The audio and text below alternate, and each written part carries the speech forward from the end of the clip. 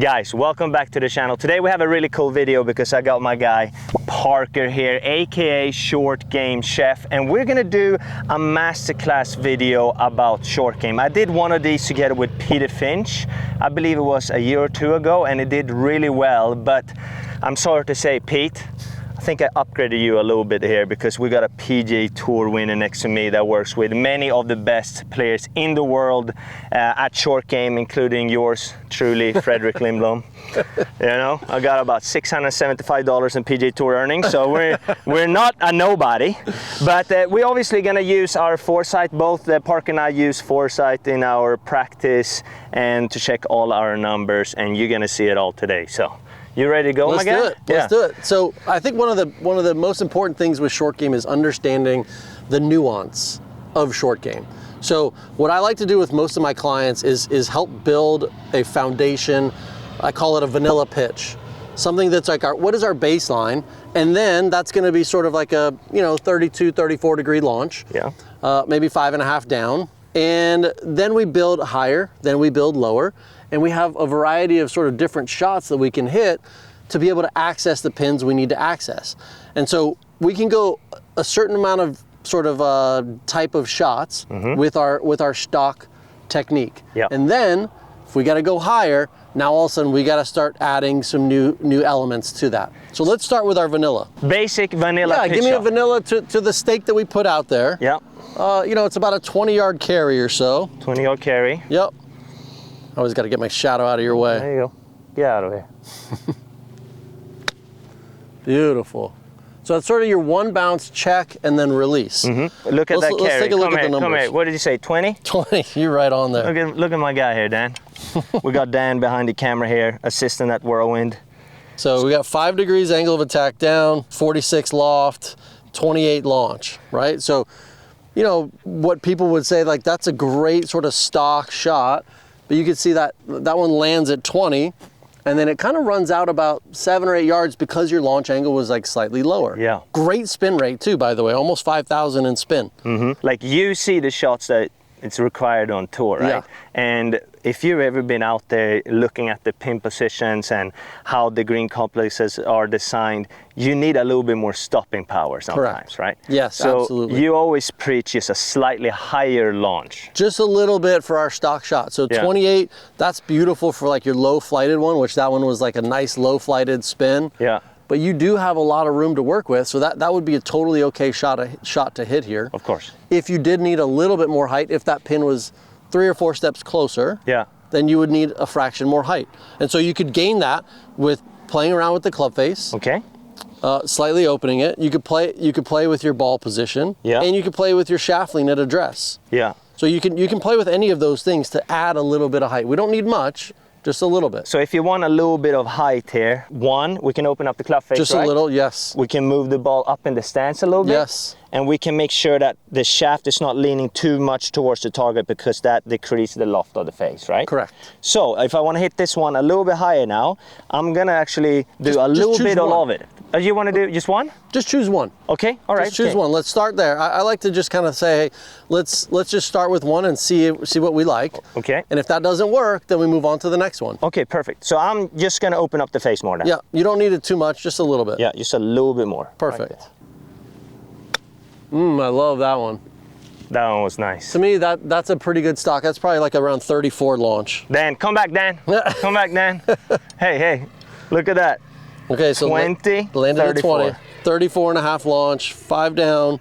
And we can see that one stopped right at the pin. Yeah, exactly. So just by adding a little bit of launch angle gives you the right stopping power to get it pin high. And that stopped all the way, like probably 3 or 4 yards shorter than the first one. Exactly right. Okay, cool. Exactly right. So, the exploration that we like to do with this foresight is to be able to see our launch angle, our spin rate, and then we can determine, is that the right amount of stopping power for this shot, for this pin, where this pin is located. So if we switch and now we go to this closer pin, what are we gonna need to do to stop it, land it on the green and stop it close to the hole? We're gonna add even more of the loft face, probably, option. Yeah, absolutely. Okay, we're gonna have Parker hit this first one just to put some pressure on him, He has been out of the tour for a couple of years here. Yeah, I don't quite have the same skills I used to. We're gonna take a quick break in the video to tell you guys about 2 great Black Friday sales that are currently going. The first one is over at Foresight. If you've been looking to invest in your own launch monitor, now is the absolute best time to do so. Head over to their website to see that. And the second one is Short Game Gains. This is our company and we offer some of the best practice aids for you putting. Make sure you check out our steel putting mirrors that are used by numerous professional players and that can help you with all your fundamentals. Now let's get back to the video. This becomes a slightly different technique. Yeah. Okay, so I think that we're going from more of a body release and a trail hand type of shot, which you were just hitting, to now this one's gonna be more lead hand. So I'm gonna set it a little bit more, I'm gonna release it a little more, less body. Okay. We were lucky to actually listen to Tom Pernice Jr. a couple of days ago, talking about how he hits the high, soft, and my gosh, he could spin the ball, right? Spins it crazy. And he actually said there that he's very armsy and handsy. It's almost like the pivot follows the club more than the pivot leading the club. Correct. On these shots, on right? These types of shots, yeah. Absolutely. And so one of the things that, like, even just watching you hit some practice swings right there, yeah. Naturally, what'd you do with your right foot? I kind of moved it back a little bit. Did. Yeah. Now, what does that do?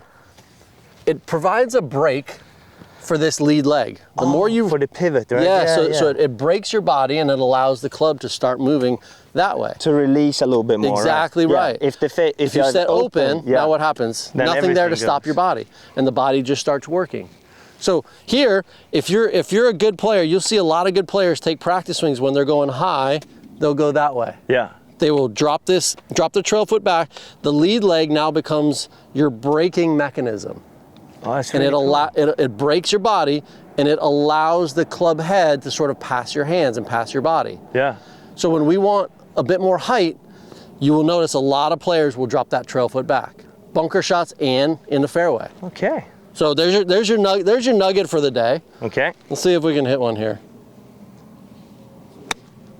Oh, so that one's going like way higher. I got to put a little more juice on that. A little more juice there. Let me try a little more. So that one's going to go way higher. We're going to get readings of like high launch, 53.5 degrees of launch there. Yeah. The thing about opening the face a lot is that you see the face looking like this.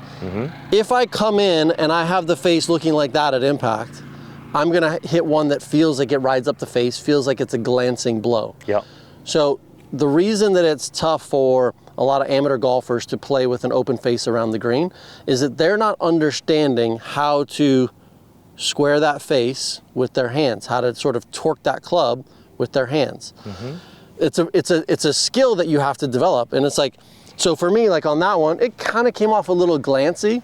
It's sort of like, I've been out of practice of it for a while, but if I'm in good practice, I can learn to start to release that club head so that I feel like it's getting closer to square it up at the ball. So why would you say then, because a lot of people was gonna ask you this now, then why would you open up the club face if you kind of want to get it back to square at impact? Because you're sort of doing it in the act of trying to add loft. Yeah. Right? We're trying to add loft on the way through. We're not trying to decrease the loft and hit a low one. For this particular shot, we want to start with that face open, but we're trying to actively close it but add loft at the same time. It's exactly. not it kind of goes hand in hand, right? So if you look at me from here, I'm not trying to close the face and turn it down. That's not what we're trying to do with this shot.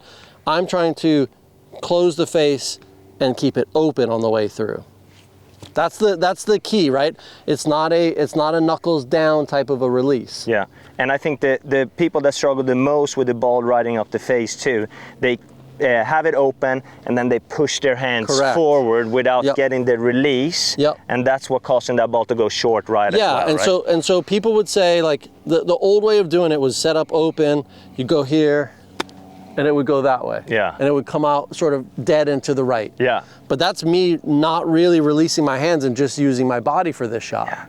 Yeah. So I have to actively use my hands. And so as I drop my trail foot back, it then becomes easier for me to engage my hands. Yeah. When you start to open that face up quite a bit, it becomes a little bit more of a slightly risky shot, right? 100%. Because there's a lot more timing that's involved versus me using my bigger muscles and going back and through. All right, let's smack one more. There we go. Right foot back. I'm gonna be nice and quiet with my body, long, flowing. Oh my gosh, that was beautiful.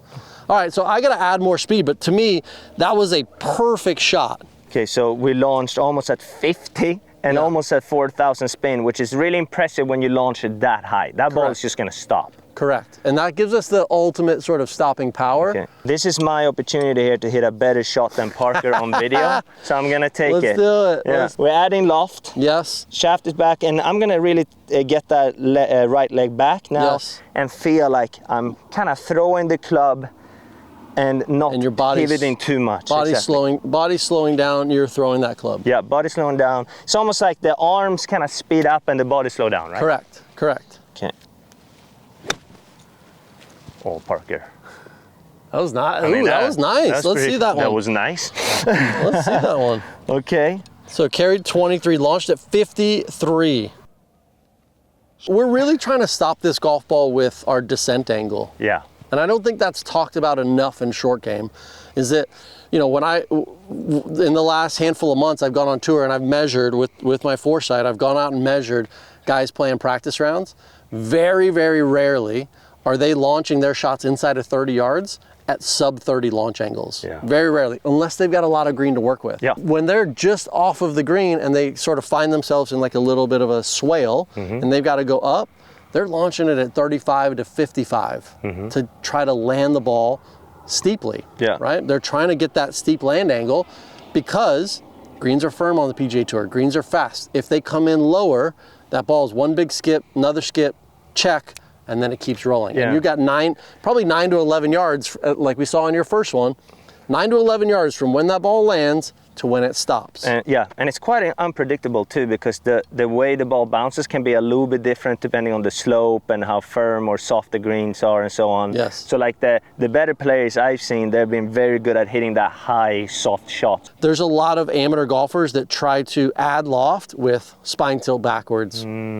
Bunker shots and flop shots mainly is what I see. Yeah. Right, and the problem with that is that now it compromises where you're entering the ground. Explain that, because I think that's like, anytime I give a lesson to an amateur or even some professionals, that's the first thing I look at, right?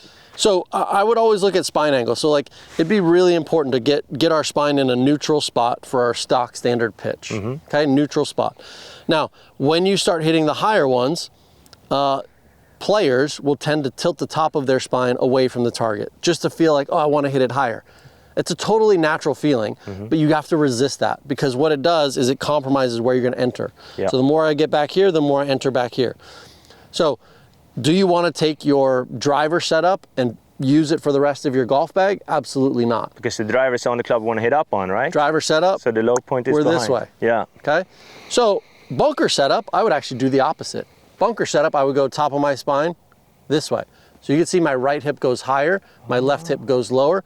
Top of my spine works more towards the target. I would set up here for my bunker shot because I want to create a ton of steepness and a ton of depth underneath that bunker shot. Wow. Come from here then. Come over here then. So here I don't really want to create a lot of depth. Here, right? I'm not trying to. If I was trying to hit one way down, I could, right? I could get this way and play that like huge flop shot. Yeah. Wow. Like crazy high. It's kind of like a bunker shot. Yeah, it's kind of like a bunker shot, but it's quite unpredictable. If I want to go high and I want to make it a little bit more reliable. Yeah. So I would go actually like not as much far away and handle down. Okay. In general, here's a good little nugget for you. In general, the heel of our wedge wants to dig. Yep. In general, the toe of our wedge wants to glide. So if we're looking at it that way, and I lower my hands, what's this club going to want to do? Yeah, we want to dig. It's going to want to dig. Yeah. So what do we do in the bunker typically? We lower our hands. Yeah. We want dig. But here we don't. I don't necessarily want dig here unless it's an extreme situation. Yeah. If I don't want it to dig, I can get just a little closer, not be quite as extreme here, get a little closer to it, and I can just sort of find myself with like, okay, I'm gonna go face open, hands are gonna be neutral to almost slightly back. And what the body's doing. And then body's gonna be kind of quiet, and I'm just gonna go up, and I'm gonna sort of throw it on the toe, right? Like I want to engage that toe. Let me try that one more time. Yeah, and also talk about the tilt. You're never like getting the upper body leaning back. No, right? I'm trying to stay pretty neutral with it. Yeah. But I'm gonna go long. Well, and that comes out then. really good. Yeah, foot. So I'm trying to actively feel like I am throwing this. I'm trying to feel like I look like this at impact, even though I never will. Yeah, but while I'm not avoiding doing that. Correct. Yeah. Because a lot of people that release the handle, and struggle with it, they look like this. Correct. And then you can see where your entry point and low point so are. like you said, I always like to put the club across the shoulders and feel like you getting that left shoulder down a little bit more at setup. Correct. The feel of having it down is probably going to be neutral for you. Yes, correct. You know exactly what I mean? right. And then you kind of want to maintain that shoulder position and just release the handle a little bit more. Yes, exactly. Right? So give me an extreme right foot back for you here. Okay, right foot back. Yeah, right there. Do you want a high? Yeah, I want high, but I want minimal turf interactions. Show me how you can really maintain that arc depth. Yeah, so I would stand closer to it, like you said, more, get the heel off the ground. You're gonna swing more left, and you're gonna feel like toe engagement with the ground. Yeah. Ooh, that was it. Go in the hole. Ooh, that was really good. So I think to me, that becomes a bit more reliable. Like you got some height there. Yeah. Right, but it also had some good stopping power without you creating that huge divot. Yeah. To me, that's a really neat shot to have in your bag. I like that a lot. I mean, you'll see on pinned on my Instagram, like when I hit this particular shot on tour. Yeah. I did it at John Deere. I had a bunker I was like front right of the green, pin is back right, and I got a bunker in my way. Yeah. So it's my only shot, and the green's running like this away from me. So I went handle up, and I hinged it up, released it like this, pathway left, and this thing comes out just super high, and I'm on the fringe, basically like one inch off the green, and it's tight You didn't grass. even take a divot, huh? Nope, just glided. I'm very jealous because both Parker and Hannah has a pinned post from tour on their Instagram page. So I need to get the tour, and then I need to hit a good shot. This is Actually, true. fun story though. I played a PGA Tour Latino America event in Jamaica Classic or Open. Okay. And I made a hole-in-one on my last hole, which was the 9th hole, to get inside the cut. That's incredible. Okay, well, I'm not done yet. Okay. Then I go, kiss all the babies, shake all the hands. 2 minutes after, when they're interviewing me, boom, the cut moves. I missed the cut by one. Oh, no. Heartbreak. So, you can see it in the video, my face just... Anyways, they didn't get the hole-in-one on video. Otherwise, I would have had a pin post. So that's mine. So I have to get back to get my pin post. Okay. Okay, so we're back to this. Okay, so the more reliable high soft shot. Yes. We go a little bit down, and we still have that right foot Not back. quite as much because we're going to get the path going a lot more left. Okay, here. so a little bit more, just a little bit. Yes. And then the path left, and I feel like I kind of like just brush the ground with the toe. What I would do is add a little bit more set and Like a little that? more release. Yes. Yeah. Okay. So really important for the knees to be real quiet here. If we get any type of dip here, you're going to start to find yourself with a big divot. Yeah. So James Rinyard, he explained it a cool way. You have to control how far that club swings from your body. If you stand just with your arms down, he always explains it like this. Imagine if Parker's chest is the turf and the golf ball is right on top of his chest. A good player can pick that ball off the turf every time because they can control how far that club swings from the body. But if you move a little closer to the ground, boom, Parker doesn't have a chest anymore and you hit a fat, right? So where you always told me, keep an eye on that because you see a lot of players with their knees, if they bend, what happens? That club swings further away from your body now. Or if they kind of get their upper body or head down, that's the same thing. So you got to maintain your levels, right? Absolutely. Okay, so we're going to do that. We're not going to get the knees down, the little knee dip, or we're not going to get the head down. We're gonna maintain our angles. And just let your hands play here. Okay. Yeah, let your hands play and stay tall. Ooh, that was pretty. Oh no. But you could for sure feel, I know you felt the toe interact there. Yeah, that was way more toe interaction. That to me was a perfect shot. Yeah, I mean, 3,200 spin with 50 launch angle. Yeah. And that ball just hit and stopped. 5.5 degrees down. 5.5 degrees down, yeah. And you look at your smash factor, you're like 0.61. This is a really cool thing. You can see on the 0.61. face here, and this is something that a lot of people don't understand. You can see I hit that ball significantly out on the toe. And many players, when they look down on the club, they will say, wow, what a miss. But in short game, when we try to hit these finesse shots, we want to lower the ball speed and the smash factor so that we can swing it harder. Okay, we want to swing hard, but we don't want the ball to go far so that we can create and spin. So when you look at really good players, you will know this. Like I saw Bill Haas or someone that had like a massive wear pattern on the toe more than the sweet spot. Yeah, and so when you look at these partial shots inside of 30 yards, the faster you swing, the more access to spin you're going to have.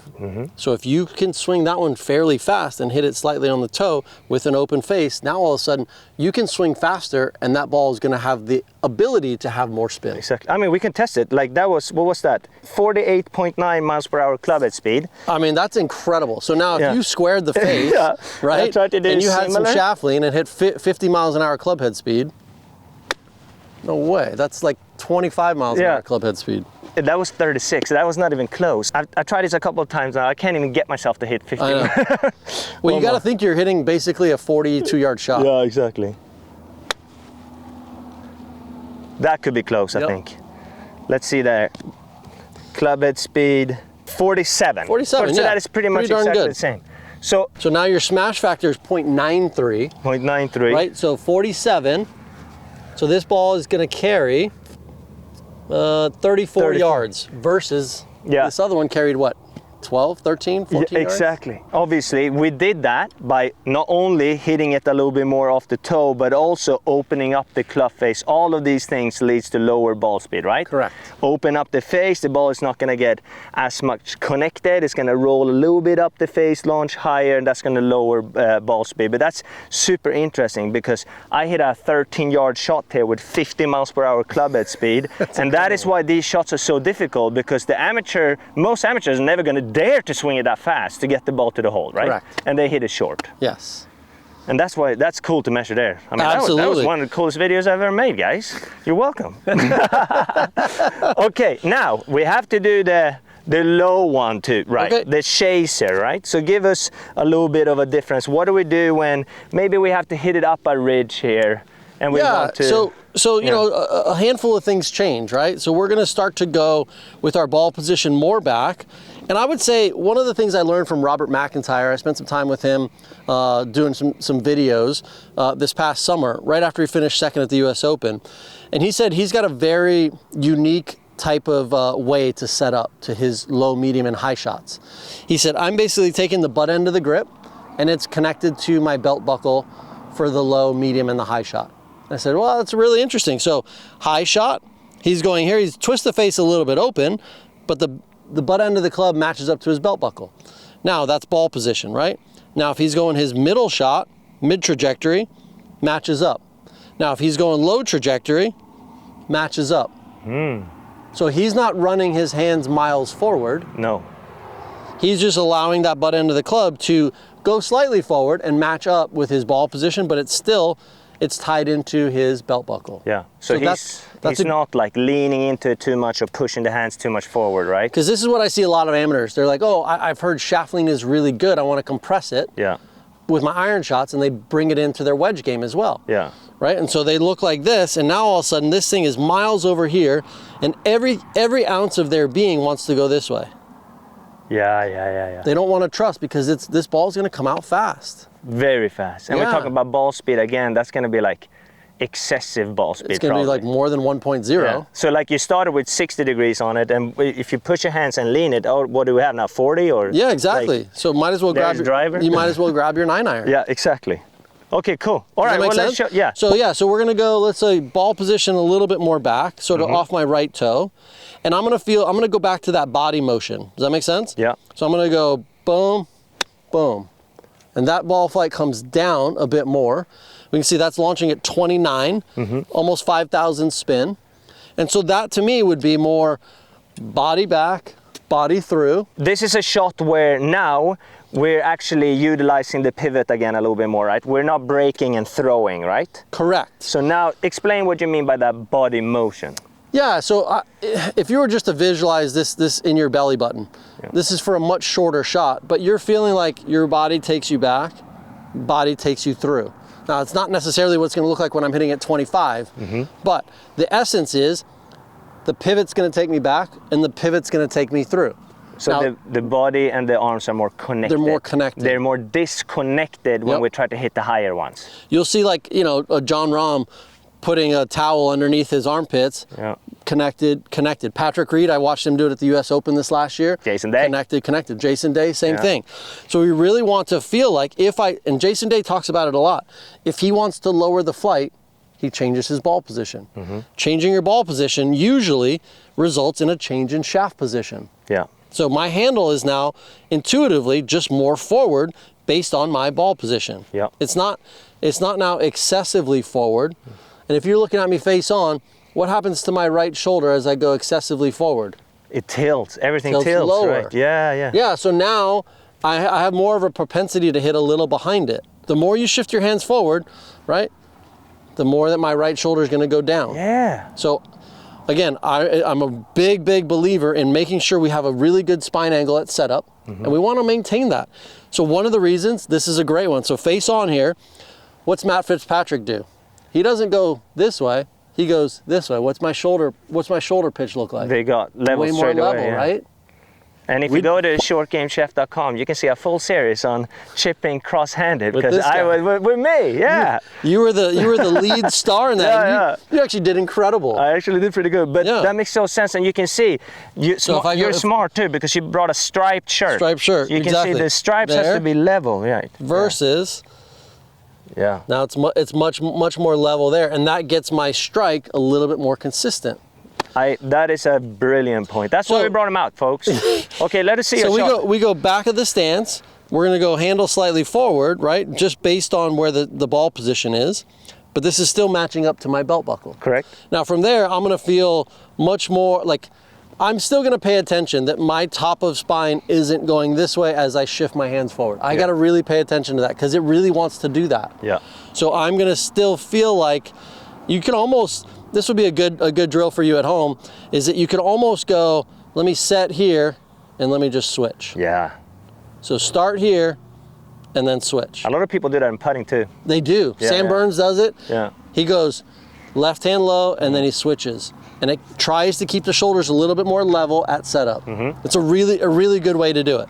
Okay, so anyway, that's what I would do. If you're at home, switch them to start with and then just switch them back. Without moving the shoulders. We try to move the shoulders as minimal as possible, because that gives you the most amount of chance to make a really good strike. Okay. So for this shot, we're trying to drive it. It's going to feel more ball first. Low point's going to feel here. So another good like drill. Throw a piece of grass there, 2 to 3 inches in front. Throw a piece of grass there. And I want you to focus on that. I want you to feel like you are going to hit that. You're going to get your chest, your center of mass, right here. So top of my sternum, I'm going to get that on top of this piece of grass. Without tilting shoulders back. Without tilting the shoulders back. So I'm going to try to feel like I'm moving that guy slightly more forward. I can almost feel like I'm stepping through. I want to add something to this, and this is something I've noticed from a lot of golfers. If we run a little replay there, you can see right before the shot, you can see Parker's little toe tap. You see how this toe kind of moves this way? And I'm a firm believer that really good players, especially on this shot, first of all, they flare their foot out, but they also kind of move it a little bit forward, just because that makes them stay in balance in the follow through and allow them to move forward. If this foot is too straight and you try to move forward, you're going to lose your balance. Yeah. And then you're going to counterbalance. So what you would do is then throw the head back again, and then you have the tilts. Yep. So if you look at good players, it might feel super weird, especially for people that are just picking up the game. Flare that foot out a little bit. Now, what I would add to that is make sure this one doesn't follow that one. Yeah, we don't want to be this way. Because the more that you go this way, the more I see people going this way and hanging back. So make sure your trail foot is perpendicular to your target line. Okay. And then with the lead foot, it's okay to open it a little. But if they start moving this way, I see really bad problems going that way, because it's much easier for your knees to collapse that way. So I actually almost feel a little bit like a duck. You know what I mean? Like they're both kind of, this is way less than the left. Mind that. I don't mind that. Way left than the left, but maybe just a little bit out. But then you can see they go back and then they boom, because they kind of move a little bit forward. So show me your like back of stance. We're trying to hit this thing basically what, 27, 26, 28 launch angle. So shaft is not leaning too forward. My shoulders are, there you go, we do the little Parker tip here. Yep, and then I want you to feel like you're gonna get your sternum on top of that piece of grass at impact. Ooh, baby. Yeah, that was really good. How good was that? That's probably like a 25 launch. Yeah. Yeah, 25 and a half. Yeah. 5,000 spin for a 20-yard shot. That's awesome. Incredible. Okay, so now but you're not excessively leaning the hands forward. And that's what I want people to understand. Shaft lean's fine, but you want to do it in an organic way. So what's an organic way? Shifting the pressure in the proper way is going to get you that natural shaft lean for that low shot. Exactly, and almost maintaining the wrist set, because this is what every beginner golfer looks like too. They hit the shots with the wrists. Yeah. Right? But if you look at Parker and even myself, the wrist on this shot, because we don't need to add too much loft on this, we barely use them, right? Correct. We barely use them. So it's almost like my wrists are locked here, and I'm using the pivot and the body to swing the club for these types of shots. Absolutely. Yeah. Absolutely. You agree with that? 100%. Yeah. Show me one more. Okay. So minimal wrist, feel like they're like locked in on like I've duct taped them. Yeah. We've done that before. I've done that before, yep. Boom, that was really gorgeous. Yeah. So that's your shot. It's got that one check, but then it's got a lot of release to it, right? Yeah, and that's 5,000 spin, 27 launch. Yeah. Yep. And so that, again, ball position goes back, and now look, your attack angle goes to 7 degrees down. 7 degrees down. You're normally a 5 degree down kind of guy. Yeah. It goes to 7, right? And so now we did that strictly through ball position and changing where your center of mass goes, and that changes your low point. That's what angle of attack's gonna read. Okay, so we got pitch, we got different height of pitch shots here. Let's move it into the bunker. Let's go. This is the fun stuff. Yeah, this is fun stuff. Okay, bunker shots. We already touched a little bit about the stuff that you like. Yep.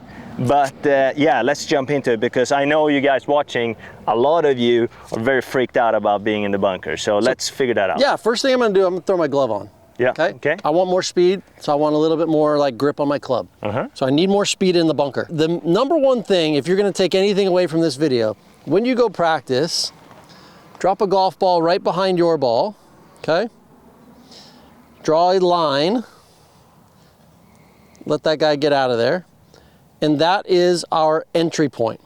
Most important thing in the bunker is having a good entry point. So I want to be right on that line. Wish you were. Yep. Very nice. That's number one thing in the bunker. If you're gonna practice, draw a line in the sand, no golf balls, and make 10 swings, hit on that line. And you're quickly gonna notice, most of you guys, how much you actually tilt back, and you're gonna bottom out back there. Yes. I see it every single day. Correct. And again, when we're trying to hit it high out of the bunker, what do we do with our spine? Boom. Goes back here, and I'm gonna enter too far back. What I see is that players that do this drill sometimes, and they try to get it more in front. Yes. What they tend to do is just swing way more over the top to kind of compensate from this. And that's when you pay attention. Make sure that your path of your divot isn't too far to the left if you're a right-handed golfer. I always tell people, shoot the sand straight, okay? Yes. That's what you gotta do. And if you bottom behind the line, it's because you're tilting either the head or the shoulders back. Yes. So show me that setup that you actually almost like to feel the tilt the opposite way, Correct. Right? So yeah, if I'm getting set up and I'm looking directly at the camera, this is my entry point. And so driver swing, left hip high, right shoulder low. Okay?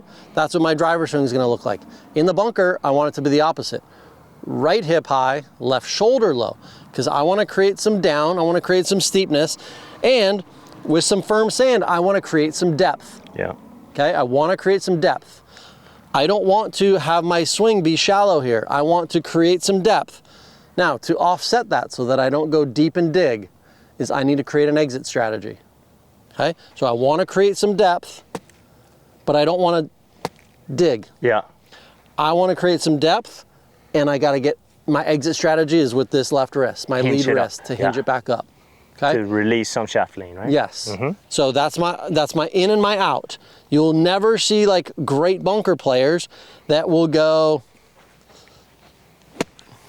that way and have a really long divot. I like Never that. any good in there. Exit strategy. I've never heard You have to have an exit that. strategy. Let me hit one. Yeah. So the exit strategy is going to be, I'm going to create a lot of depth, but I'm also going to go in and I'm going to come out. So it's going to look like a $100 bill. Yeah. So you want the club to get out of the sand as quick as possible, almost. Correct. Right? Yes. Oh, you filth. Filthy. That's there and there. That's my in and my out. So I want to create that down, but I also need to create that out. And like you mentioned too, obviously we're a little bit wider. Lower the hands a little bit. Lowering the hands a little bit. And then correct. I'm gonna feel the opposite. This hip high, this shoulder down. Exactly right. Lots of wrists. Yes. And then out of the sand with the club. Woo.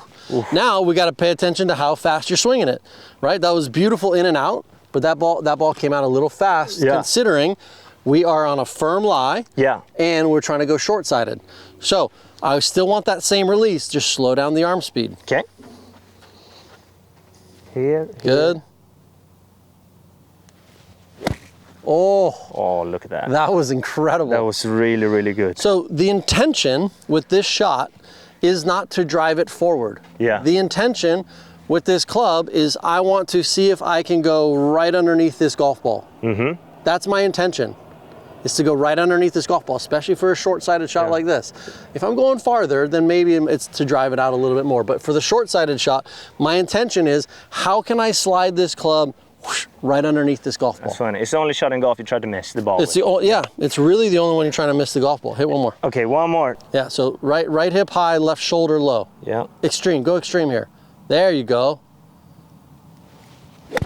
Oh, that's sauced. Oh! Nice. Okay, 52 launch, 4,200 speed spin. That's amazing. That's pretty good, right? Yeah. Yeah. That Okay. was awesome. My guy, hey, we're gonna cut it right there, folks. Thank you so much for your time, Parker. Always, there's gonna be a lot more videos coming out together with Parker, but make sure that you follow Parker on his YouTube channel. Is it Short Game Chef? Short Game Chef, yep. You will find all the information in the description below, and also consider joining the Short Game Chef program. What is it? Please explain it real quick. Yeah, no, it's a membership site, and we actually have an app that's associated with it. So anytime you find yourself in a bunker, plug lie, you can go through the app, type it in, plug lie, boom, there's your video as to how to get out of that situation. So you will get a lot more nuggets similar to what you received in this video. Thank you so much once again. We'll see you guys in the next one. Please like and subscribe.